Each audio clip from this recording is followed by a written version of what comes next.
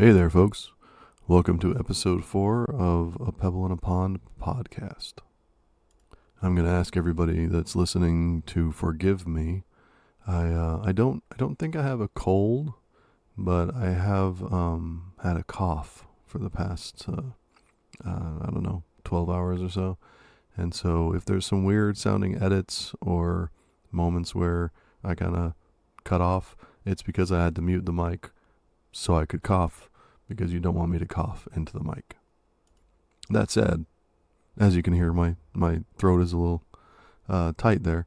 That said, when I tell you that I possibly have a cold or I may be sick, what does that make you think? How does that make you feel?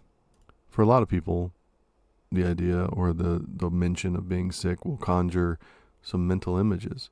They'll think of chicken soup, or they'll think of a warm blanket, or they'll think of a thermometer, things that have kind of been programmed into us by, all sorts of imagery.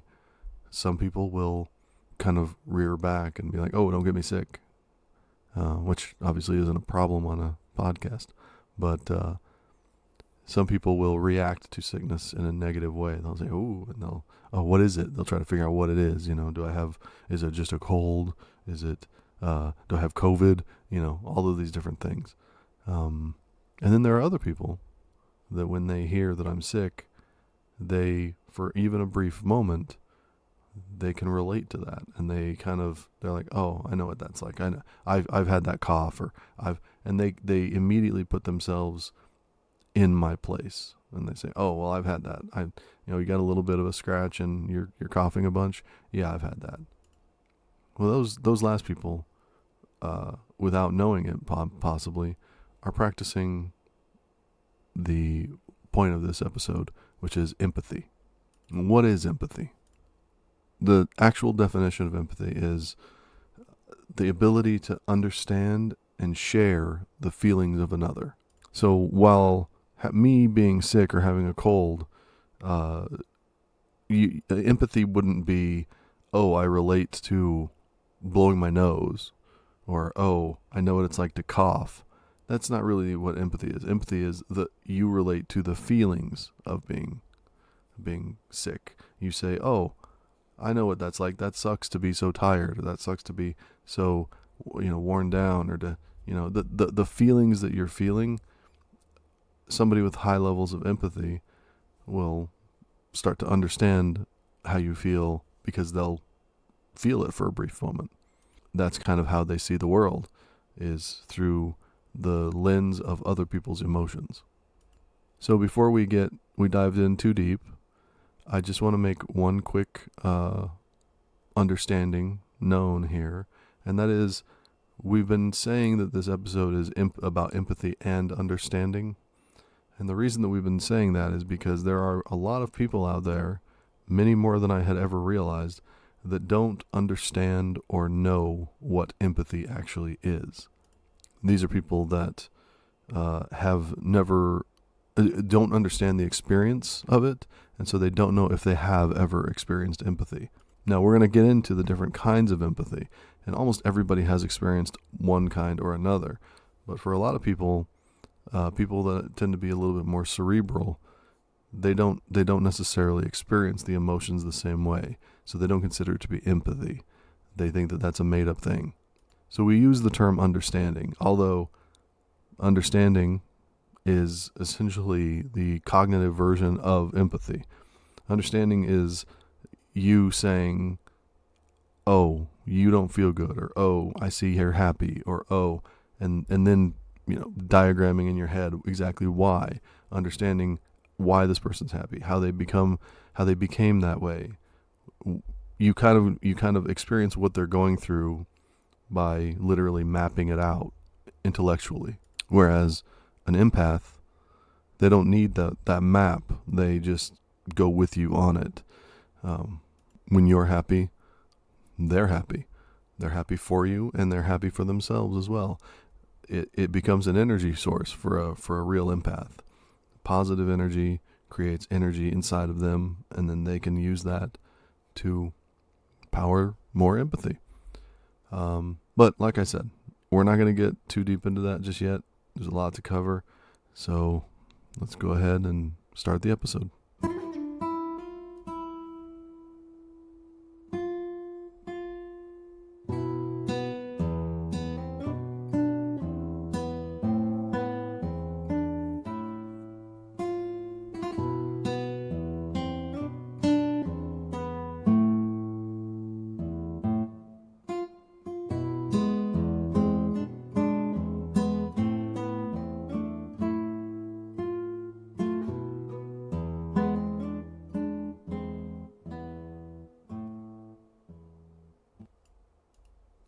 So, empathy, huh? And that's really not an easy egg to crack. Or is it nut to crack? I don't know. I actually spent a lot longer researching and looking at this episode. Now, when I say researching, I mean doing what most of us do, just reading things online and stuff like that, which helped me. It gave me things to talk about. But it still left me with almost as many questions as I had started with.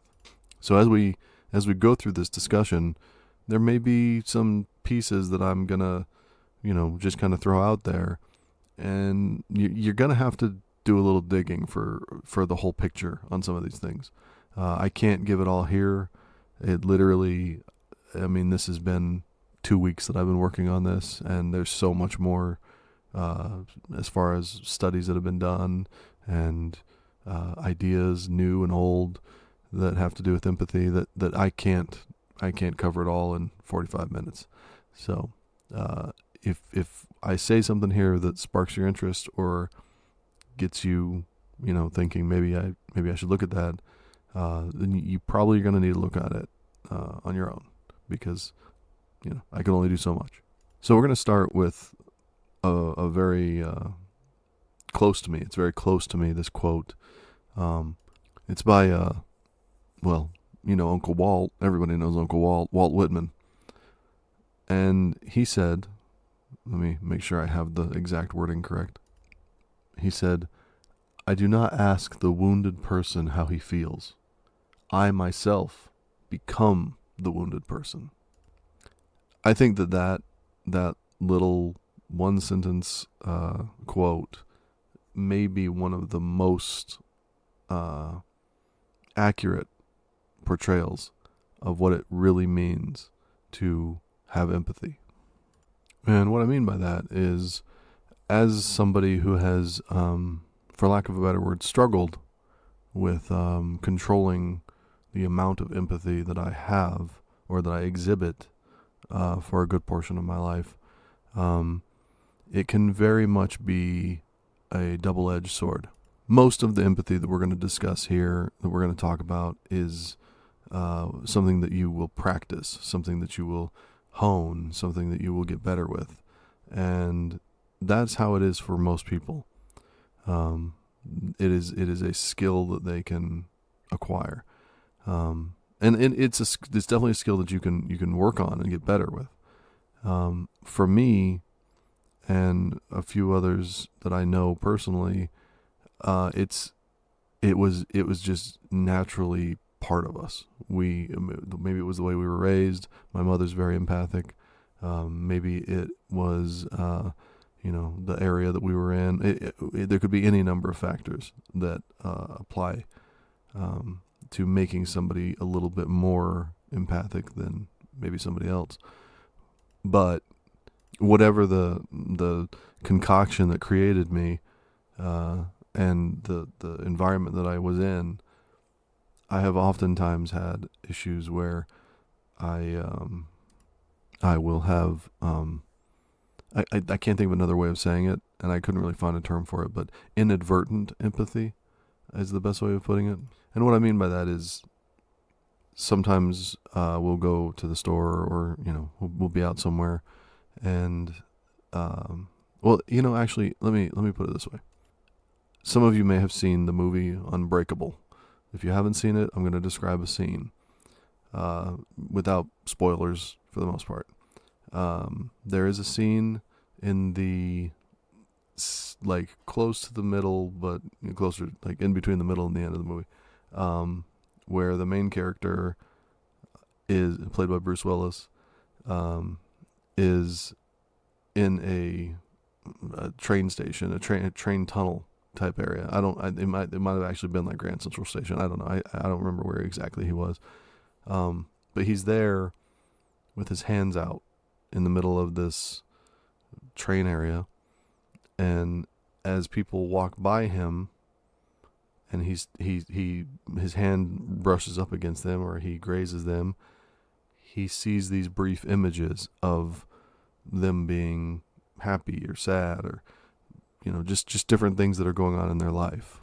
And as he's doing that, once again, I'm going to try not to spoil anything, even though the movie's like 15 years old, or maybe even older than that, actually. He basically reaches his hands out and is experiencing a cheater face way of doing empathy. Nobody that I know of can actually go up and touch somebody and see their memories and what's going on in their life elsewhere. This guy can. So, but that gives you an idea of what I'm talking about in this next part. If you've seen that movie and you understand the scene, that can happen to a certain degree, and it has happened to me many times. As I said in another episode, one of my favorite things to do, especially as a teenager, was to just go places and people watch. And this empathy discussion ties directly to that. I loved going out and seeing the looks on people's faces and the way that they would communicate with each other, the way that, some couples would hold hands, and the way that some people would bicker with each other or fight. I loved seeing that because I was learning human interaction the entire time. And it's just something that's always been a fascination of mine, is trying to understand people and using that understanding to predict people. The hours and hours that I spent in malls and Virgin Megastore and all these other places, just standing and watching people, ended up being invaluable for the rest of my life. So there were a lot of times where we would be in a place, I would be, in a mall, in one of the walkways in the mall, and I would just stand. Obviously, I wouldn't stand there in a raincoat with my hands out like Bruce Willis, because that wouldn't have made any sense. But I would stand in a crowd, and I wouldn't, close my eyes or go into a trance or any of that stuff. But I could just sit, as long as I was able to be close enough to people to really see the affection on their face and things like that. I would sit and I would try to read whether they were happy or sad, whether they were angry, what they were angry about, all of these different emotions.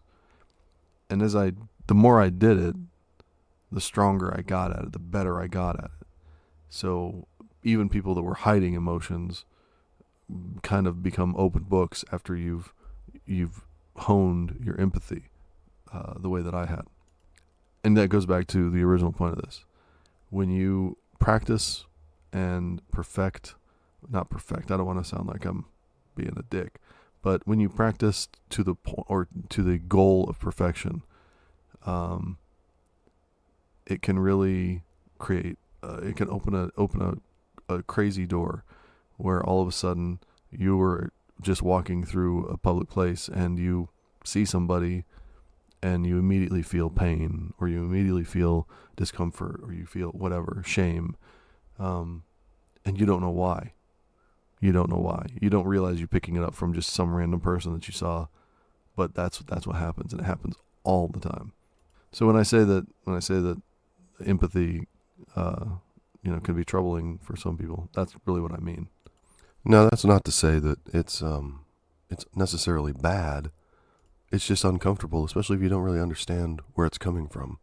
It can be really disconcerting to have your emotions change based upon the people around you. At least in that way, where you kind of feel like, oh, that person's sad, I'm sad. That person's happy, I'm happy. So it's really important, as you learn to flex your empathy muscles, that you're able to maintain a strong personal emotional state to help kind of create a barrier between the emotions that you're taking in from other people and the emotions that you're actually trying to feel yourself. Now, why are we doing this? Why are we talking about empathy as a subject at all? Well, if you go back to the episode 2, we talked about how there are certain aspects of people's personalities that seemingly a lot of people agreed that these are the things that are the most important aspects of becoming a good person, of being a good person. Empathy was one of those things. And really that just makes a lot of sense, right? Like the ability to kind of relate to others on an emotional level, to be able to understand their pain, to be able to understand what they're going through. That's where compassion comes from. That's where understanding comes from. That's where all of the abilities to reach beyond yourself, reach beyond the things that you need, and help somebody where they are. That's where that comes from. There's I don't remember his name now. There's a psychologist that once said that empathy is looking into someone else's eyes and seeing the world through their eyes. And that most people don't understand that. They think that empathy is looking into someone else's eyes and seeing the world reflected in their eyes. But that's not the case. What you're trying to do is really understand it from their point of view. The whole walk a mile in someone else's shoes thing, that's what you're trying to do. You're trying to understand it from their point of view. And so with that in mind, we're going to talk about this next part here. And this is part that a lot of people are going to disagree with and some people are going to have real problems with. And this is not an attempt to swing this podcast into a political discussion. But that is, in today's world, empathy is on the decline. They actually have all sorts of ways of testing this and seeing what they call the social empathy levels. And they have been declining and declining for over a decade now. As a society, and this is not just American society, this is throughout the world, as a society, as humans, we are losing our empathy. It is becoming more and more scarce. It is a finite resource that is well, as of right now, it's a finite resource that is we're losing in this world. One researcher said that empathy is studying empathy as a researcher now is much like being a climate scientist studying the polar ice caps now. You're just starting to understand how important they are. You're just starting to understand how much research needs to be done and how we need to focus on these things as they're disappearing. He said that's the same thing with empathy, is that it really does feel like it's just going further and further away. And one of the reasons for that is the massive political divide, especially in America, where one side is this way and one side is the other way. And if you voted for this or you voted for that, you're just so there's just such polar opposites, and we immediately throw ourselves into the farthest camp to one side or the other. And listen, let me tell you, those that know me, those that are getting to know me, they know exactly where I stand on this. Historically speaking, I am not exactly the most empathetic or tolerant person when it comes to certain ideologies. And a lot of that stems from this idea, well, my firmly held belief that we should never ever be empathetic or tolerate hatred or bigotry, or we should not reach out with love in our hearts for those ideologies. For the people, yes, but when they come with those ideologies as their shield and their sword, you at that point in time you have to turn your back. You cannot try to relate to someone that is actively trying to destroy the people that you love, the whatever group you belong to. You can't do that. So just with that in mind, there are a lot of people in this country that have thrown themselves in with one side or the other, but they don't necessarily prescribe to the ideals and the crazy fringe beliefs of either side. They're a little bit more in the middle, but they've just chosen a side to have as the title, to have the R or the D next to their name. And these are the people that, you know, that can be reasoned with, that can be talked to. You can try to get an understanding of their side of things and how they come about, which side they're going to join and things like that. These are the people that empathy is the most important for. And these are the people that, if you are somebody with a big D next to your name, you really should be reaching out to people with the big R next to their name much more than you have, because when you sit and you talk with these people and you try to understand why they feel the way they do, and that means really sitting and listening. That doesn't mean sitting and, waiting for your chance to rebut whatever they say. That's not the point. The point is you say, why do you feel this way? How did you arrive at this? Where does this come from? I'm genuinely curious and I'd like to understand your thought process. And then let them answer. Just let them answer. And then when they're done, you can say, oh, okay, that's interesting because this is how I feel about it and this is how I've arrived at it. And when you have those kind of empathetic discussions where you are truly genuinely listening to each other and you're trying to find a way, not necessarily to meet in the middle ground, but to understand how you've each arrived at the viewpoints that you have, it becomes a lot easier to be empathetic.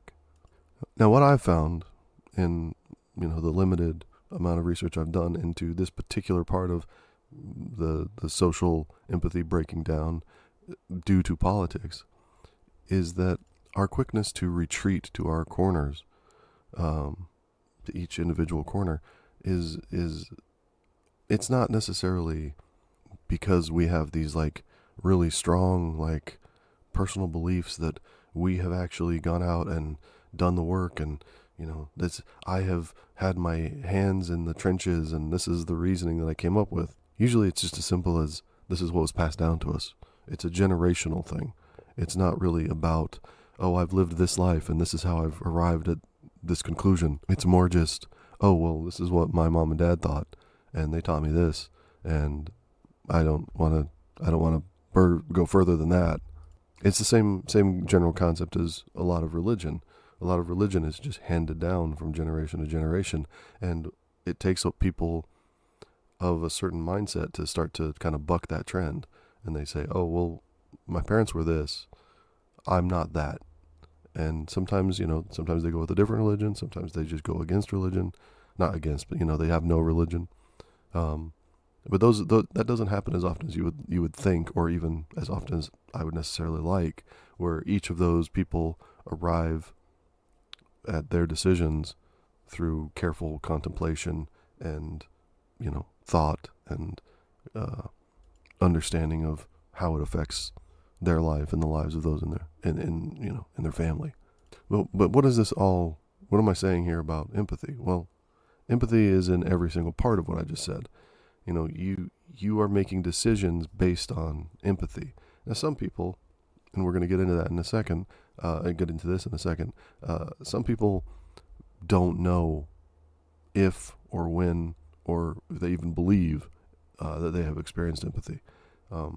There are, as I said before, people out there that think of it as kind of a frou-frou word that, doesn't really mean anything. And it's you might as well talk about, astrology and gyms and things like that. They put it in with that category of kind of metaphysical stuff. And unfortunately, these people are painfully ignorant of the world and the way things work. And if you're one of these people listening and you're like, oh, empathy doesn't really exist, I'm sorry. I'm sorry to offend you. I'm sorry to say these things about you, but it's true. You are painfully ignorant of the way the world and especially humans work.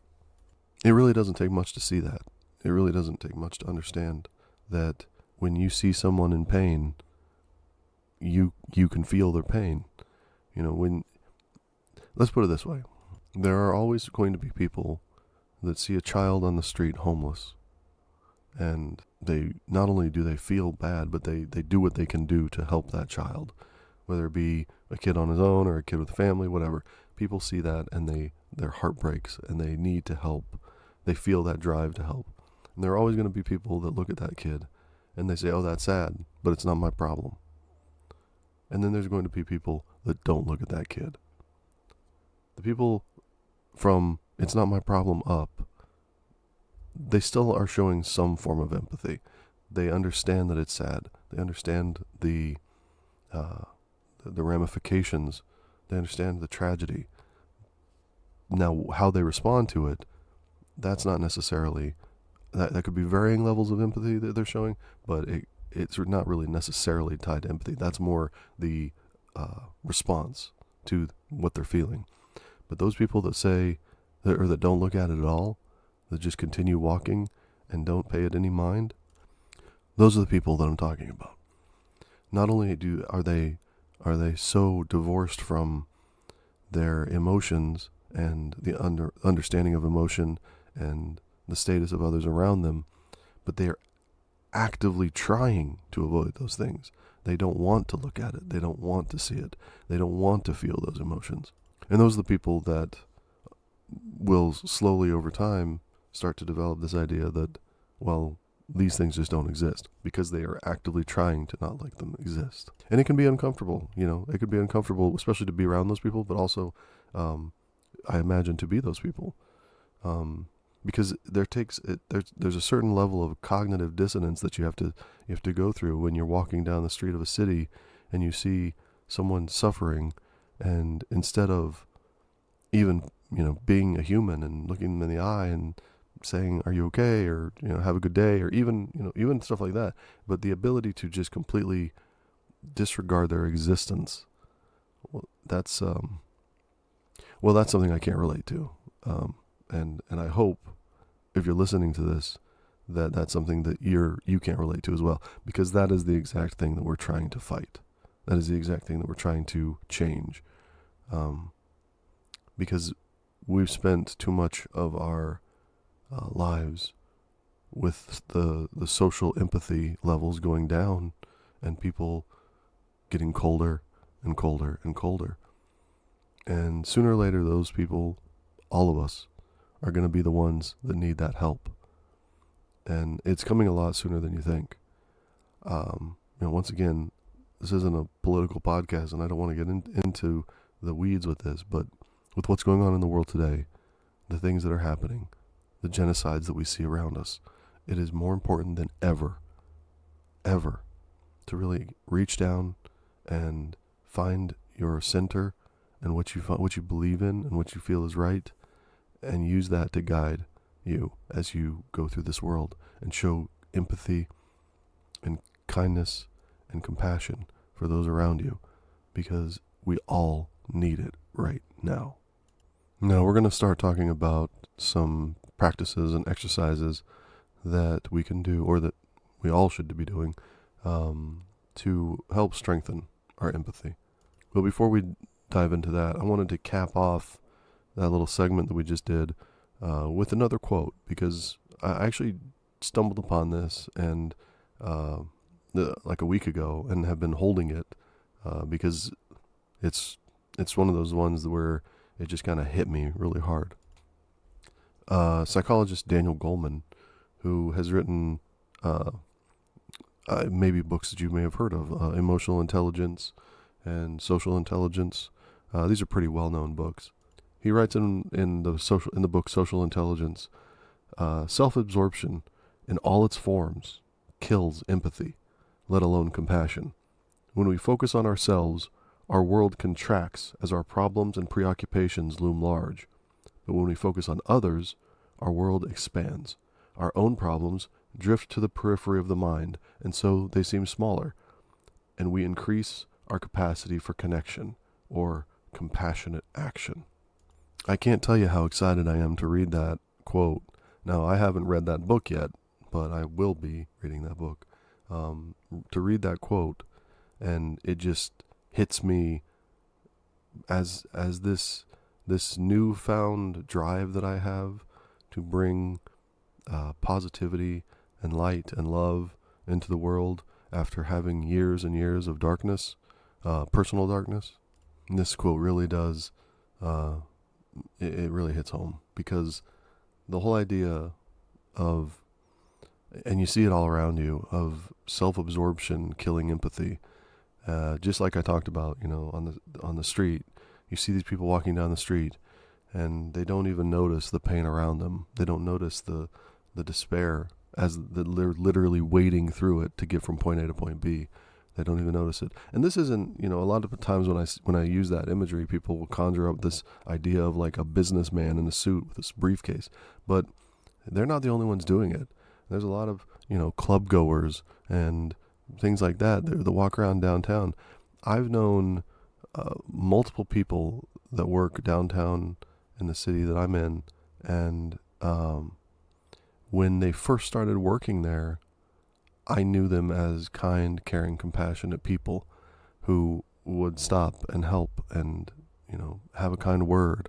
But they became so calloused and uncaring by what they were seeing on a daily basis, which to a certain degree is understandable.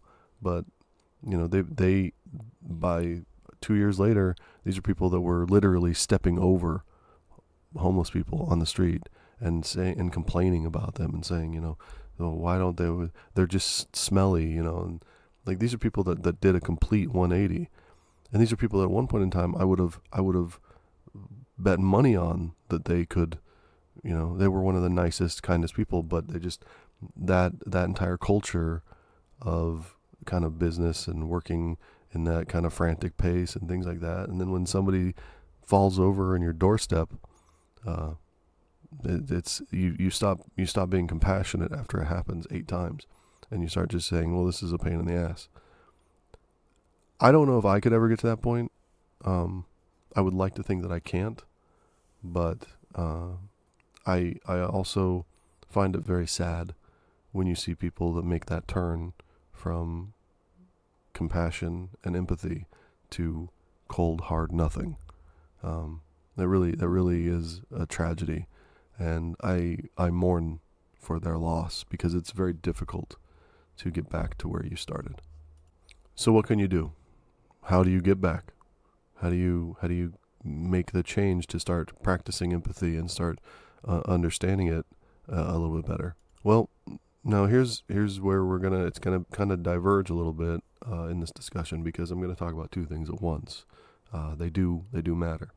So there are a lot of psychologists and neuroscientists and things like that have begun to adopt the idea that empathy is not just empathy, that there are actually 3 different kinds of empathy. And all of this makes a lot of sense because not everybody processes empathy the same way. And so empathy is an umbrella term. And underneath that, we've got cognitive empathy, emotional empathy, and empathic concern, or also compassion is basically what that would be. Now, I'm going to use an example that I'm actually pulling off of a story here because it really is I couldn't think of a better one. This really does illustrate the difference between the 3 types of empathy. So imagine that you're, having lunch or dinner with a friend, and they get a phone call. You don't know who they're talking to. You don't hear what's on the other line. You're just sitting there waiting for your friend to get off the phone, and all of a sudden your friend, their face changes, and they start to cry. Now, some people, when their friend starts to cry, they will immediately feel like crying. They'll immediately feel like that sadness. That part that when you immediately start to feel those emotions, that's emotional empathy. It's emotional empathy is sharing emotion vicariously. And that's really all that is. Now, some people, and I think I fall somewhere in between emotional empathy. Personally, I fall between emotional empathy and cognitive empathy, because some people will see the person crying, and you'll start to kind of process not necessarily the feeling of the emotion, but why are they like that? What can you do to help them? There'll be more of an intellectual approach to it. You'll start to say, oh, what are they feeling? Why are they feeling it? And that's cognitive empathy. And then the next part of that is, this is somebody who's your friend and you care for, and you see them in pain, and so you want to, grab them by the hand or hug them or wish them better, all of these things. That is empathic concern.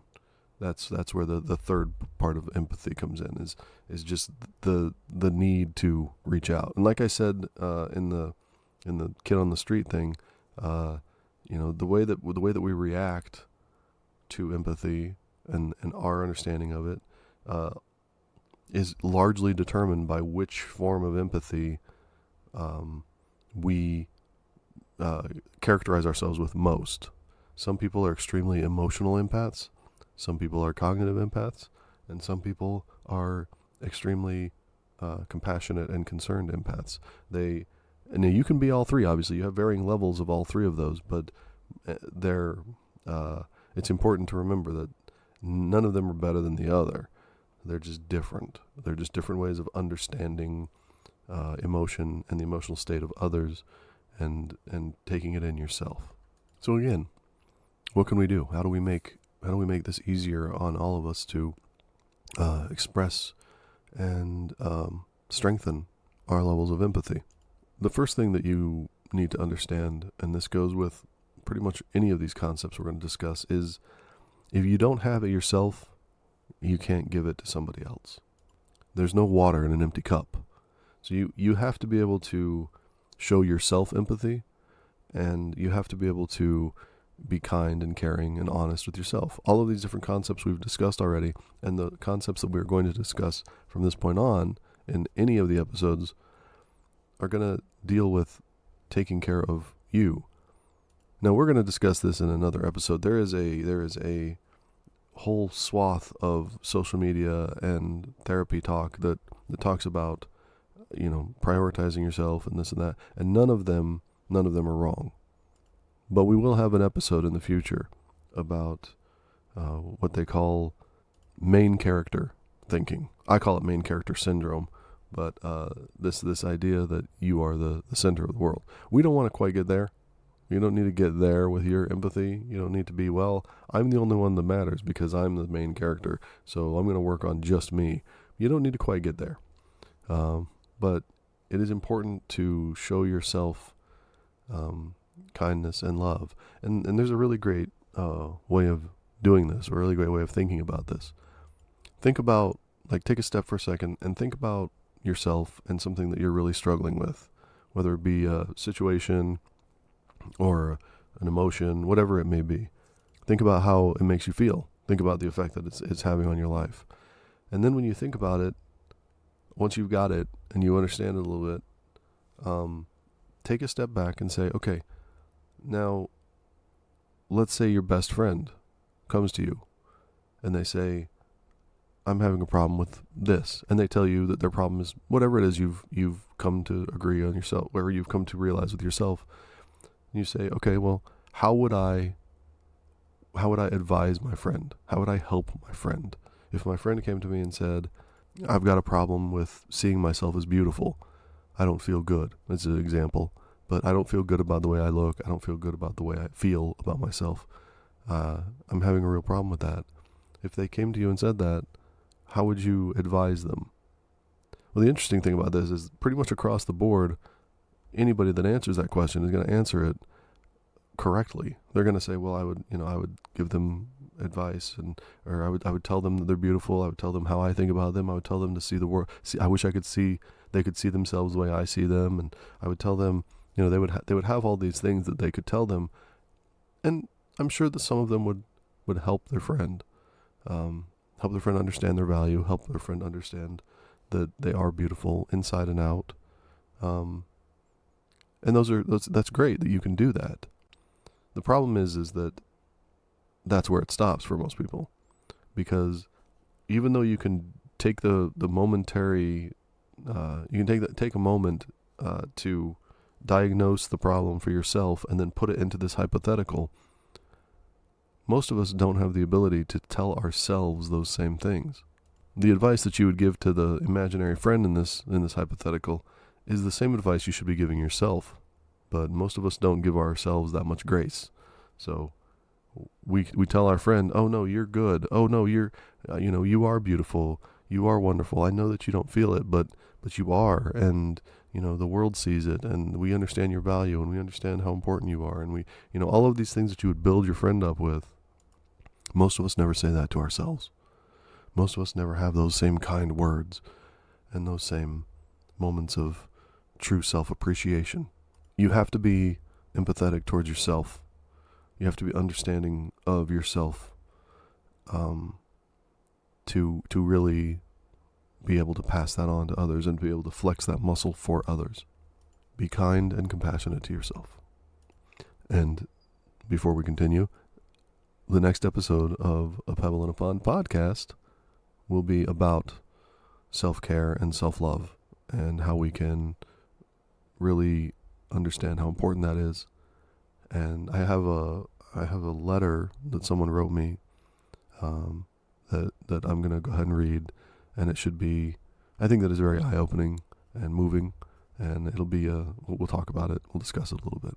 So that's the next episode. I just thought I'd piggyback off that first thing since it kind of tied in. So where do we get the energy to continue to practice these things? How do we continue to, power ourselves as we're depleting our empathy for others? Well, one of the things that researchers have found, is that when you show kindness to others, you actually become more powerful. You actually get more energy. So if you're trying to find the energy or find the focus to be empathetic towards others, one thing that you can do to start is just being kind to others. You don't have to necessarily understand their emotion. You don't have to understand their point of view. You don't have to know where they're coming from. But if you're just kind to others, if you, say a nice thing to somebody, send a supportive text to somebody who is, having some trouble.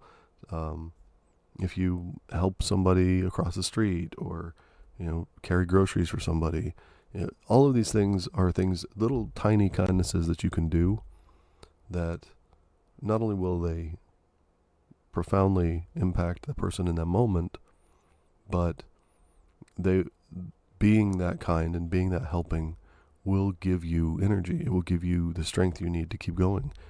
And I promise you that if you haven't done any of these things, that it will change your life. You will start to see the world in a different way once you start exercising these kindness muscles. And once you get to that point where you can, you kind of habitually want to help people, the next step is really understanding the people and, how they got there and why they're there, and being able to empathize with their pain so that you can better and more effectively help them get rid of it. But it starts with being kind and helping people. You don't have to necessarily understand them, but you need to help them. Understanding can come later, and that's where the empathy comes in. So to get to empathy, use kindness. This next part is the next idea is one we've somewhat already discussed, but I want to bring it up here because it is a genuinely good exercise, and that is try to reach out to more people that you disagree with. People that are, maybe on the other side of the political aisle, maybe they just have a different sports team that they like, whatever it may be. Try to reach out to people that you disagree with and talk to them. And when I say talk to them, I mean, it's okay to disagree with their stance. It's okay to disagree with what their where they are with their beliefs. But you don't need to debate them. You can have a conversation. You can take a few moments to, be patient, keep your ears open and your mind open, and just listen. Just listen to what they have to say, and then hopefully they'll listen to what you have to say, and then you can, you go back and forth like that, and you have a real conversation where both sides have the ability to express themselves. And what you'll find in doing that is that it opens up your ability to be empathetic towards others, because you're able to kind of bring in and understand these different mindsets and these different ideas and the places where people are coming from. Now, there are a lot of people out there, once again, that have kind of resigned themselves to, I'm not going to talk to these people. I don't understand these people. I'm not going to deal with these people. Well, that's the whole problem, right? Like that's counterintuitive to understanding empathy. The whole idea is to understand where people come from, to understand how they arrive at these feelings, where these feelings, arrive in them from. And if you don't understand it, then you'll never be able to bridge that gap. So it has to start with empathy and understanding. You have to try to bridge that gap. And the only way to do that is through conversation, not debate, not argument. It has to be through conversation. You have to start to understand where they're coming from. Now, this next part is going to be not controversial, but people aren't going to want to hear it. One of the biggest gaps and reasons for social empathy to decline is technology. And I mean, it's almost a meme now where people have their phones in front of them. You'll see pictures of it all over and things like that. What's important to understand is that when we are out in the world, or we're just sitting in our car, or whatever we're doing, and we have our phone in our face, we're just sitting there looking at it, we essentially are pulling ourselves out of the equation, right? Like, you're not looking at other people, you're not focusing on anyone else around you, you're just looking at your phone. This is a massive inhibitor for social empathy. This is one of the things that it's not a mistake, and any scientist will tell you this, any psychologist will tell you this. It's not a mistake that as more cell phones got out and more people were using their phones the way they are, and that the social empathy levels in society declined. That is not a mistake. It is an easy cause and effect, because you don't have to look around you. You can divorce yourself from the world around you by just staring at your phone. So what you want to do, and like I said, this isn't going to be popular, but what you want to do is, just for a couple of days, when you use your phone, wherever the situation may be, take a second, a minute after you use your phone, and self-reflect. Kind of ask yourself some basic questions, like, how does this make me feel? What am I thinking? What have I actually done in this time? And for a lot of us, just sitting on your phone, scrolling through whatever social media and things like that is literally just the mindless escape that we use to pass the time. The problem is that in doing that, we are essentially being a net negative or a net zero to ourselves. We're not actually gaining anything.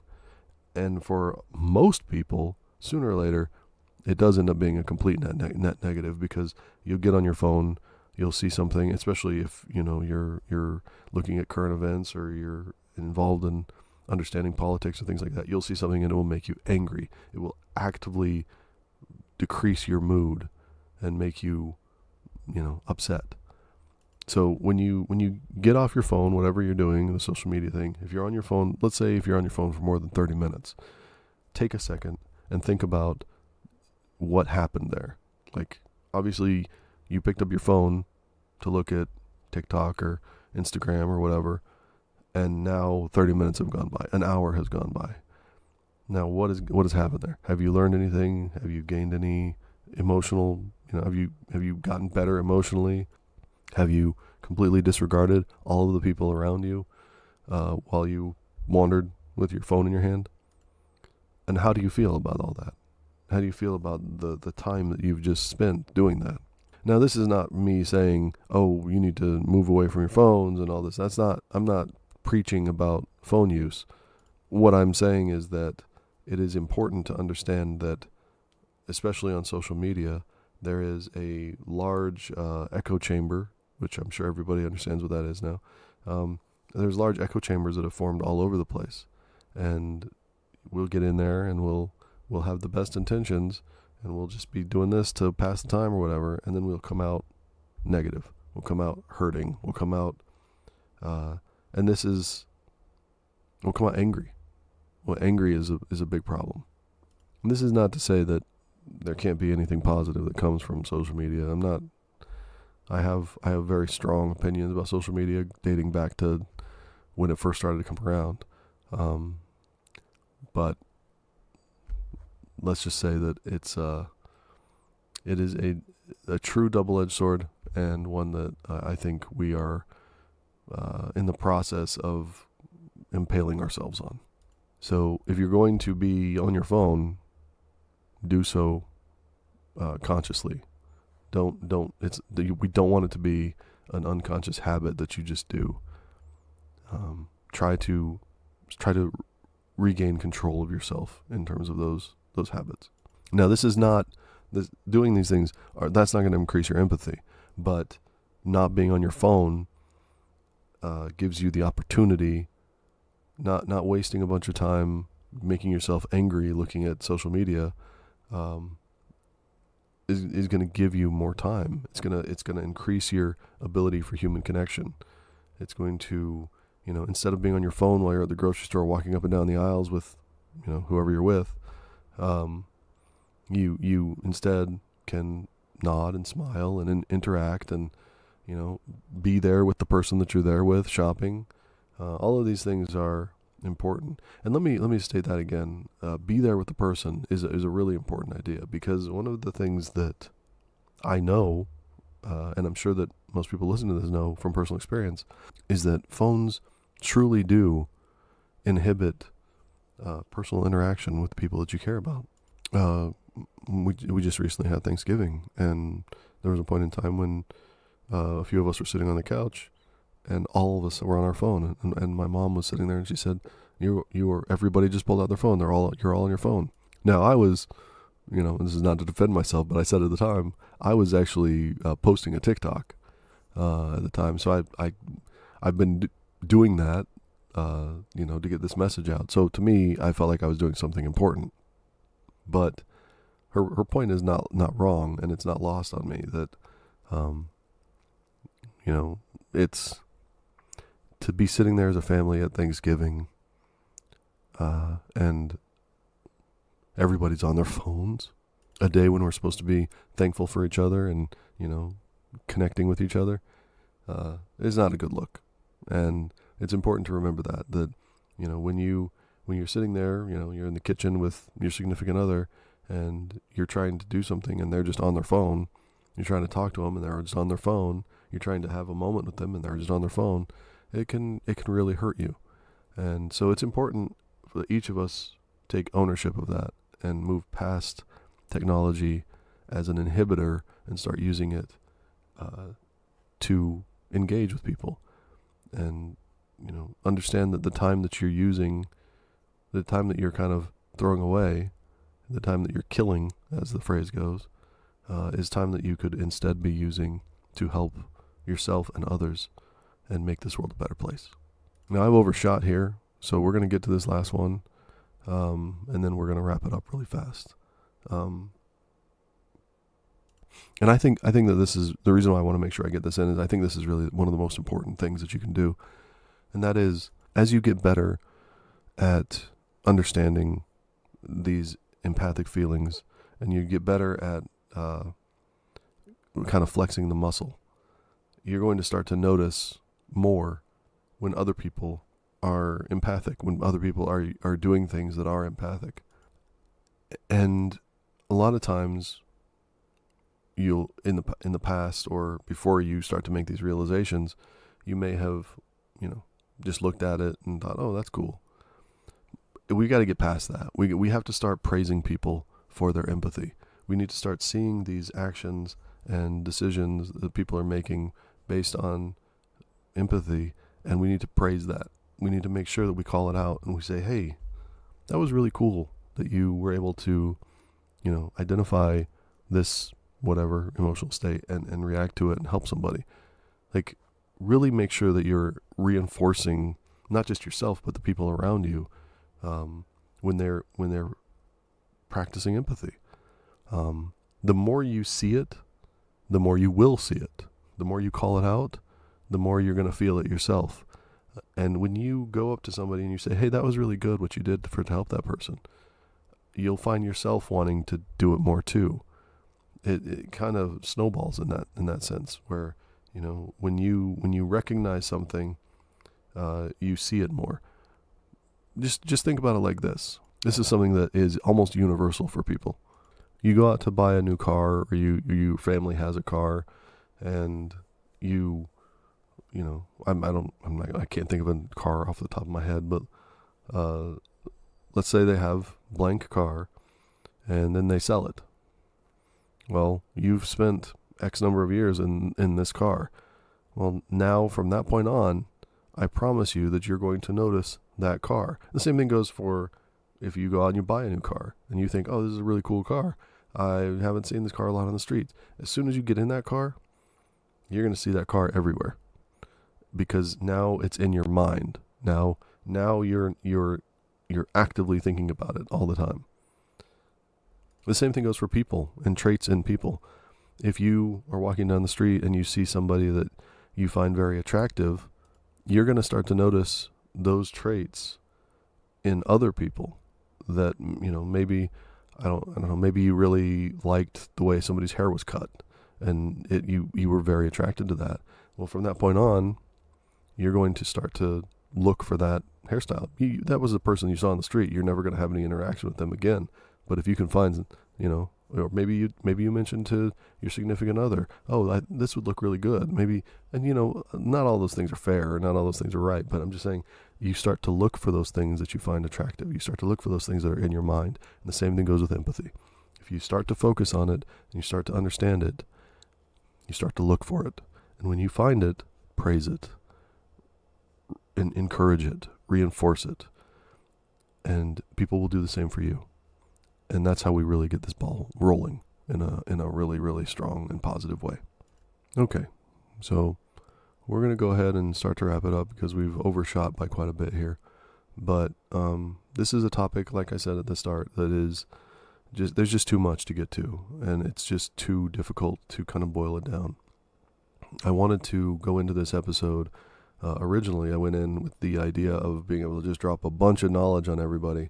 And as I started to uncover more and more about the topics and understand, I realized that if I tried to do that, this would, first of all, sound like stereo instructions, and I wouldn't get to it all. So I thought instead we would just go through and have a quick conversation about all these different things we talked about. And hopefully some of these things sparked your interest and made you understand just how deep and wide this field is and how important empathy is just in general. The other two topics we've discussed, honesty and kindness.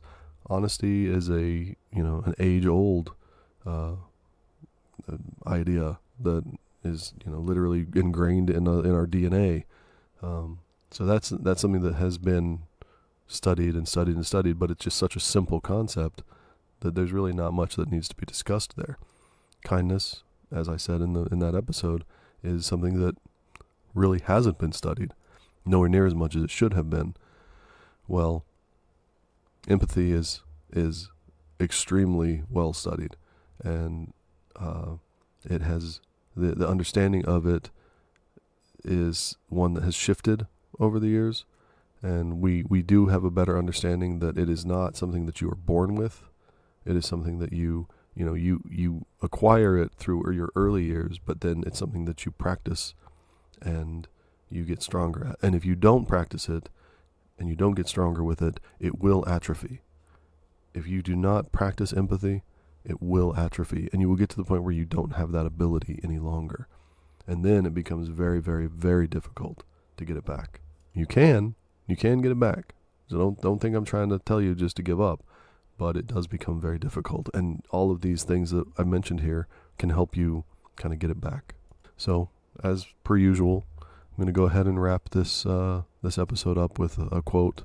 And I know that a lot of people are going to hear me say this and they're going to think that I'm just being ridiculous, but I just think that it's a funny quote. Steve Martin, and for my money, one of the greatest comedians of all time, said, "Before you criticize a man, walk a mile in his shoes. That way, when you do criticize him, you'll be a mile away and you'll have his shoes." Y'all take care. We'll see you for the next episode. It will be about self-love and self-care. Have a good week. Take care of yourself and take care of others.